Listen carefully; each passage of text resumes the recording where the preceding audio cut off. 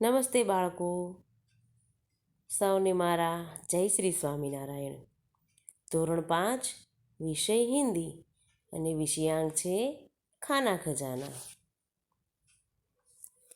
બાળમિત્રો, પાઠ છે એકમ 7 ખાના ખજાના. આ એક ચિત્રપાઠ છે બાળમિત્રો, જેના વિશે આપણે કહી શકીએ કે આ ચિત્રપાઠના માધ્યમથી વિદ્યાર્થીઓને રસોડાથી એટલે કે રસોડામાં વપરાતા મસાલા, એમાં વપરાતી વસ્તુઓથી તમને માહિતગાર કરવા ઈચ્છે છે. એટલે કે તમે રસોડાની વસ્તુઓથી રસોડાઓમાં કઈ કઈ વસ્તુઓ હોય છે એની તમને જાણકારી મળે, એટલા માટે આ ચિત્રપાઠ તમારી સમજૂતી માટે મૂકેલો છે. बाल मित्रों, इस इकाई में चित्र के माध्यम से घर की रसोई घर का परिचय करवाया गया है.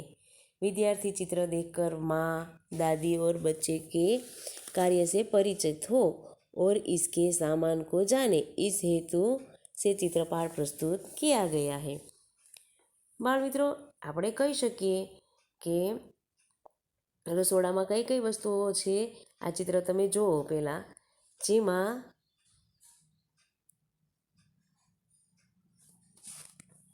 રસોડામાં તમે વિવિધ વસ્તુઓ જોઈ શકો છો. બાળમિત્રો, એમાં તમે પહેલાં જુઓ તો માતા છે એ રસોઈ બનાવી રહ્યા છે.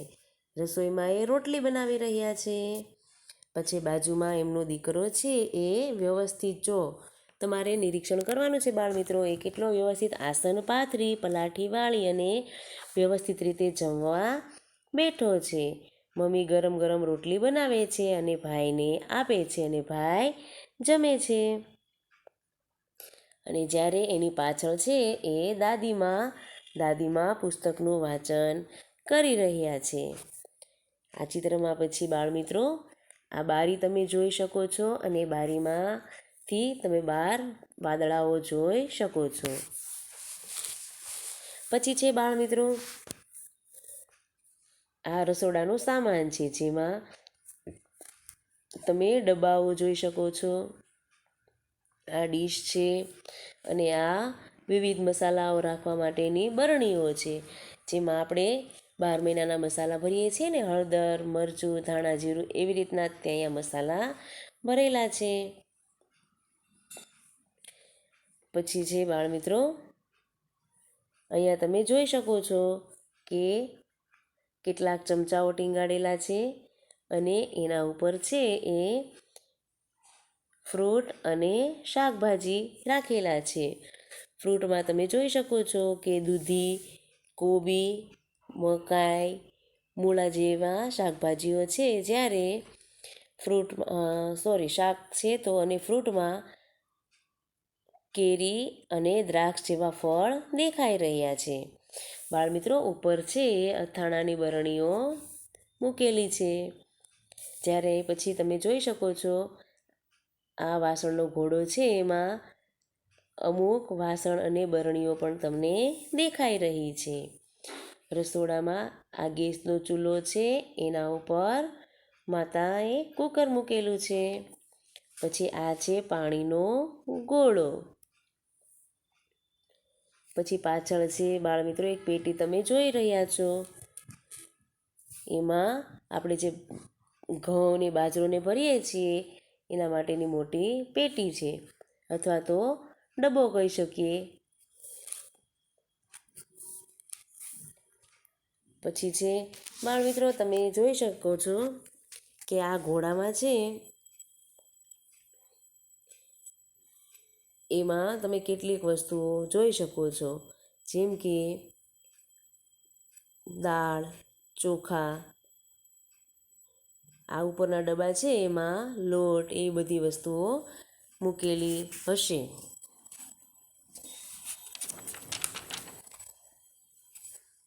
પછી બાળમિત્રો આપણે કહી શકીએ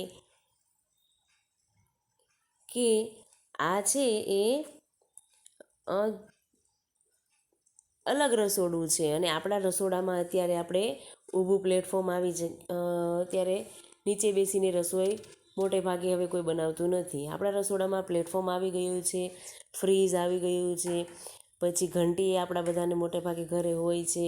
ઓવન હોય છે, જ્યારે આ રસોડામાં છે તમે એવી કોઈ વસ્તુઓ જોઈ શકતા નથી. બાળમિત્રો, પછી આપણે આગળ જોઈએ. અભ્યાસ છે. चित्र देखकर प्रश्नों के उत्तर दीजिए. જેમાં છે માતા રસોઈ ઘર में क्या कर रही है. તો બાળમિત્રો, આપણે કહી શકીએ માતા રસોઈ ઘર में रोटी बना रही है अथवा तो खाना बना रही है. दादी माँ क्या कर रही है. दादी माँ किताब पढ़ रही है. પછી છે लड़का क्या कर रहा है. लड़का खाना खा रहा है. પછી છે રસોઈ ઘર में कौन कौन से बर्तन हैं. તો બાળમિત્રો, આપણે કહી શકીએ रसोई घर में तवा, कटोरिया, गिलास, चमचे, चौका, बेलन, कुकर, डिब्बे, छोटी थालियाँ और बड़ी थालियाँ जैसे बर्तन है. પછી છે खिड़की से बाहर क्या दिखाई दे रहा है. सॉरी, पांचवा प्रश्न છે टोकरी में कौन सी सब्जियाँ और कौन से फल है. જેમાં આપણે આગળ કીધું એમ टोकरी में लौकी એટલે કે દૂધી, पत्ता गोभी, भुट्टा, मूली जैसी सब्जियाँ और अंगूर, आम जैसे फल है. પછીનો પ્રશ્ન છે છઠ્ઠો, खिड़की से बाहर क्या दिखाई दे रहा है. तो આપણે કહી શકીએ कि खिड़की से बाहर आसमान और बादल दिखाई दे रहा है. પછીનો પ્રશ્ન છે आलमारी के डिब्बे में क्या क्या है. એટલે કે બાળમિત્રો, आलमारी એટલે કે ઘોડો છે, એમાં आलमारी के डिब्बे में चावल, दाल और आटा है. पछीनो प्रश्न है आपके रसोई घर में क्या क्या है जो इस रसोई घर में नहीं है. जेनी हमणां ज आपणे वात करी ने बाळमित्रों, एमां आपणे कही शकीए कि हमारे रसोई घर में फ्रीज, माइक्रोवेव ओवन, आटा मेकर, मिक्सर और रोटी मेकर है जो इस रसोई घर में नहीं है. रसोई घर एटले के रसोड़ું बाळमित्रों. पछीनो प्रश्न है माता कहाँ बैठी है. જેમાં આપણે કહી શકીએ કે માતા રસોઈ ઘર में गैस के पास बैठी है. પછી આગળ છે क्या पसंद है क्या नहीं. યોગ્ય ખાના में સહીની નિશાની કરવાની છે બાળમિત્રો તમારે, જેમાં આ તમારે જાતે કરવાનું છે. ચીઝ કા ચિત્ર તો તમે લખી શકો. આ શેનું ચિત્ર છે તો કે કરેલા. मज़े से खाएंगे, खाना पड़ेगा, बिल्कुल नहीं खाएंगे. એ તમે જો ભાવતું હોય તો તમે મજે સે ખાએંગે, અથવા મમ્મી પરાણે ફોર્સ કરો તો એમાં લખવાનું ખાના પડેગા.